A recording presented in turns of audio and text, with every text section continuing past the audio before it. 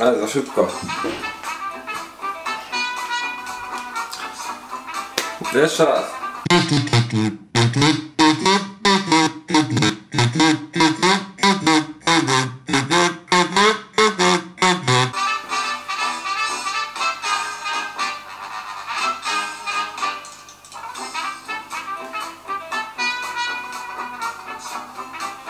Moi drodzy, dziś nie ma żartu. Dzisiejszy odcinek naszego kulinarnego show poświęcony jest największemu, najpiękniejszemu, najprzystojniejszemu, najlepiej gotującemu, najbardziej charyzmatycznemu człowiekowi polskich kulinarii telewizyjnych.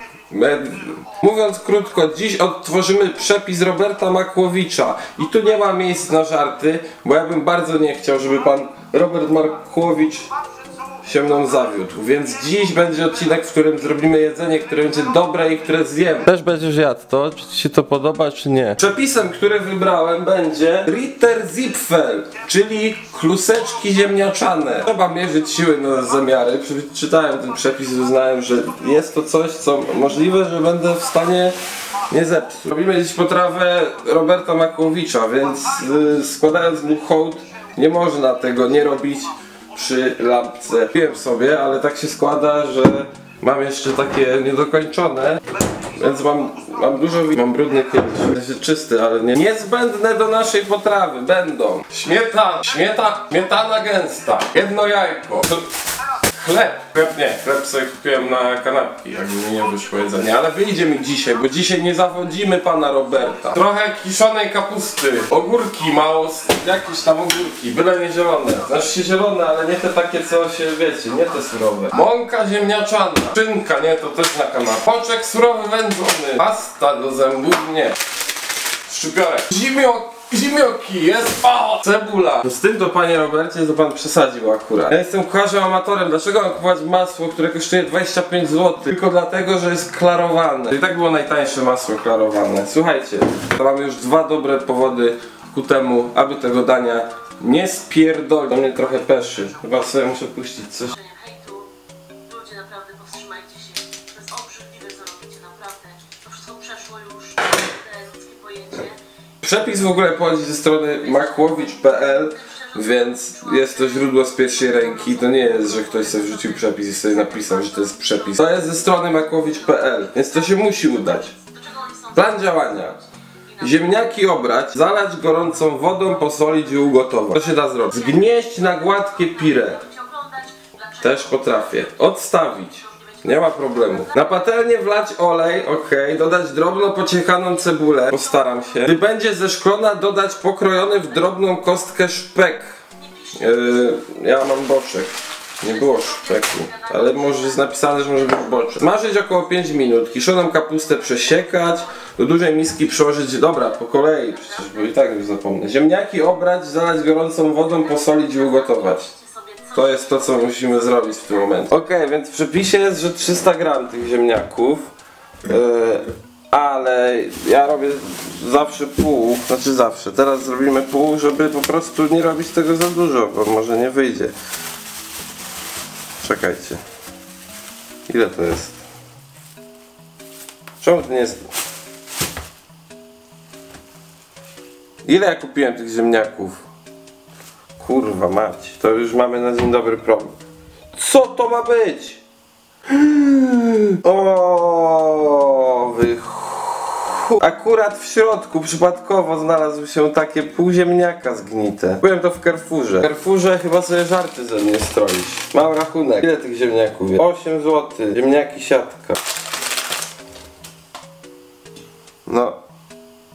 To nie wygląda najlepiej. A propos Roberta Makłowicza, to mi przyszło do głowy, że mógłby sobie na przykład zrobić dziecko z Magdą Gessler. Ja nie mówię, że musieliby być jakoś razem, nie muszą się kochać, ale mogliby tak dla dobra Polski. To dziecko po prostu w przyszłości odkryłoby polską kuchnię na nowo. Bylibyśmy największą gastronomiczną atrakcją na mapie nie tylko Europy, ale możliwe, że i świat. Jest czas na utworzenie petycji. Okej, oszczędziłem wam całego obierania, bo to nie jest zbyt ciekawe. No nie wiem, czy to jest 150 gram ziemniaków.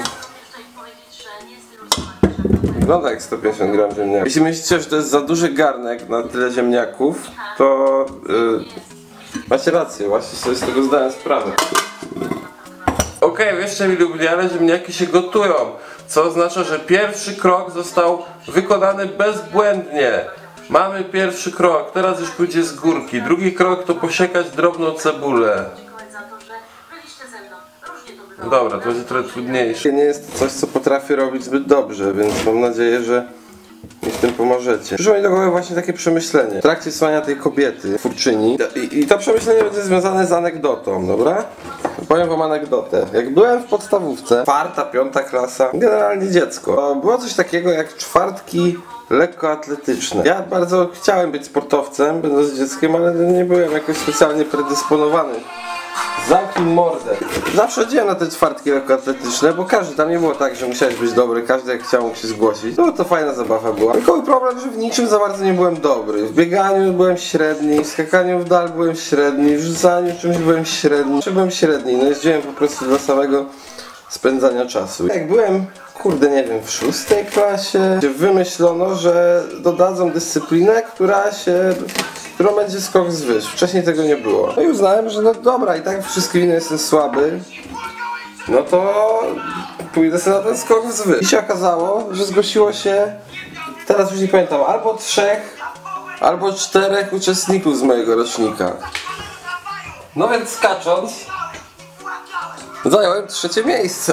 Zajęcie 3. miejsca wiązało się z tym, że zawsze pod koniec zawodów było że wręczanie medali. Przeważnie tacy najlepsi stawali, na przykład w biegu na 60 metrów, no to mogło być 50 czy tam nawet 80 dzieciaków z jednego rocznika, więc no jak stałeś na tym podium, to już naprawdę byłeś kto. No i ja stanąłem na tym podium i sobie pomyślałem, ale zajebiście. Chodziłem później cały czas na ten skok z wyż, no i ostatecznie tak często byłem na tym podium, bo tak mało ludzi na to chodziło, że dostałem się na krajowe finały, kurwa, w Warszawie. Pojechałem na Mistrzostwa Polski skoku z wyż, nie mając o tym pojęcia, bazując tylko na tym, że po prostu nikt inny tego nie robił. Dlaczego wam o tym opowiadam? Dlatego, że słuchając tej dziewczyny, która przed chwilą mówiła, tak mi przyszło do głowy, że bycie youtuberem jest bardzo analogiczne do tego skoku z wyż. Chodzi mi o to, że być znanym można na kilka sposobów. Czyli powiedzmy, że porównajmy to bycie jakimś tam znanym do tego bycia na podium. Tylko że właśnie bycie znanym przez to, że się jest youtuberem, to jest właśnie ten skok z wyż. A jeśli jesteś znany na przykład, nie wiem, ze śpiewania, bezpośrednio tylko ze śpiewania, albo z gry aktorskiej, malowania, czy z czego tamkolwiek innego, no to już jest ten bieg na 60 metrów. To już naprawdę musisz być dobry. Moje przemyślenie podczas krojenia cebuli. Mam nadzieję, że jest wystarczająco drobna. Trzeba czekać na te ziemniaki, że teraz za dużo nie zrobimy. Możemy sobie jeszcze kroić ewentualnie teraz kapustę. Kupiłem jakąś taką z takiego wiadra. Nie było takiej w torebce, taką kupił w torebce. A patrzę, że jest taka z wiadra i było napisane, że młot. Smakuje dziwnie. Jak nie mamy miski, to możemy z powrotem przyłożyć do worka. To wtedy jest oszczędzanie natury, bo taki worek jak jest użyty więcej razy, to wtedy ocean jest nam wdzięczny za to. Lepiej jakby go w ogóle nie było, ale no tak innych nie mieli. Czekając na ziemniaki możemy jeszcze pokroić przecież, bo kurwa, co to za kości? Nie chcę tego. Niespodzianka. Tak jak się nam podoba, ja nie wiem, jest napisane, że w kostkę, ale ja kupiłem w plastrach, także przepadło, więc może w takie cienkie. Kroiłem tu w takie chuj wie co i jedną rzecz mamy już, następną rzecz mamy z głowy, ale nadal czekamy na pierdolone ziemniaki. W ramach oczekiwania na ziemniaki prezentujemy wam nowy segment o nazwie Gaugan recenzuje warzywa. W dzisiejszym odcinku Gaugan recenzuje pomidor. Pomidor, warzywo znane, lubiane w Polsce, w Hiszpanii, w innych krajach, potem zbiera je i sprzedaje. No i zobaczmy, co na temat tego warzywa sądzi koneser warzyw, pies Gaugan.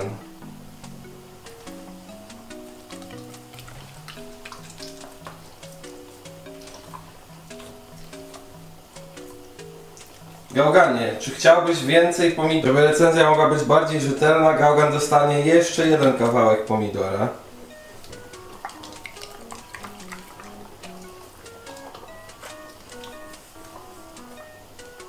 Jaka ocena? Jaka ocena?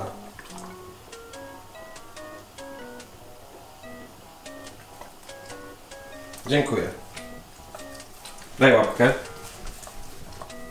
Dzięki. Możecie głosować na to, jakie warzywo Gaugan zrecenzuje w następnym odcinku. Ależ zabawa! Dobra, ugotowały nam się już i wystygły nawet też ziemniaki. Teraz pokażę wam prosty sposób na zgniecenie ziemniaków w 1 sekundę. Chodzi o to, że trzeba kupić taką falistą zgniatarkę. Musimy idealnie pod kątem 90 stopni ułożyć zgniatarkę i zrobić jedno szybkie przyciśnięcie. Widzicie? Gniecione. Podsmażać cebulę i no zobaczycie zresztą. Dzięki panu Robertowi naprawdę udało mi się posiekać dosyć drobno. Nigdy jeszcze tak drobno nie posiekałem cebuli. Na cześć pana Roberta smażenie wykonam w stylu jego. 5 minut. Romulada. Do tych ziemniaków idzie ten boczek z cebulą. Szczypiorek to jajko. W sensie nie całe jajko, tylko samo żółtko. A nie, to tak, na odwrót. Fuck. I tą kapustę też tu dodajemy. Czyli widzicie, to jest takie danie dla debili. Można dać do tego trochę pieprzu. Ja bym nawet zaszalał i dodał ten taki sos, co się robi z wody i oleju. Bo to może pasować. Koperkowo-zioło. Robimy z tego masę. A właśnie, i do tego jeszcze idzie mąka ziemniaczana. Panie Janek, po operacji to jesteś ty, ale powinieneś być mózgu operacji. I przestań, kurwa, nie pisz bzdet. I to jest ten moment, w którym musimy się trochę pobrudzić. Ej, a po chuj ta śmietana? W takim razie. Chyba zapomniano, czekaj, muszę przeczytać cały przepis. Trzeba dodać trochę śmietany. Zalem chyba za dużo śmietany, bo się to za rzadkie zrobiło. Muszę dodać mąki. Panie Janek. O kurwa! Panie Robercie! Przepraszam, ja tą mąkę wypiję. No nie, panie Robercie, dałem ciało. Trzeba tej mąki się pozbyć. Kurwa, może jeszcze trochę śmietany. Teraz znowu trochę jakby było za dużo śmietany. Teraz to jest za bardzo śmietanowe znowu. Chyba udało się dobre proporcje osiągnąć. Dobrze, jeśli się udało, teraz pora odzyskać ręce. Teraz musimy z niego uformować... Co to jest w ogóle? Kluseczki. I obtoczyć w mące. Dobra, czyli to wyglądało mniej więcej tak. Coś w tym stylu.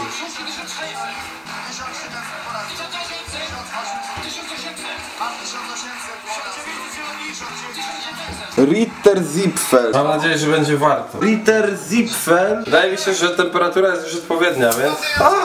Ja! Sehr gut. Ritterspitzfel.